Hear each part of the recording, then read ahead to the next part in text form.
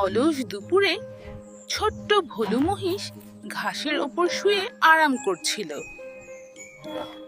উফ, মাছিগুলো আমাকে একটুও ঘুমাতে দিচ্ছে না। কিচির মিচির। ও ভোলু ভাই, তুমি এমন করছো কেন? টুনি রে, আমি ঘুমাতে চাই, কিন্তু এই পোকাগুলো খুব জ্বালাচ্ছে। চিন্তা করো না, আমি তো আছি। আমি এক্ষুনি সব তাড়িয়ে দিচ্ছি।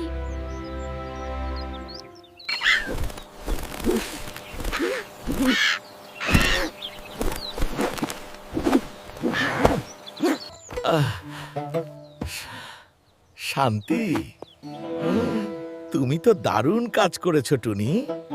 এসো আমার মাথায় বসো, আমরা একসাথে ঘুরতে যাই।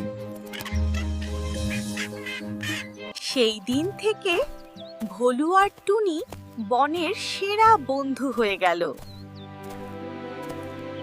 দেখলে তো, ছোটরাও বড় সাহায্য করতে পারে।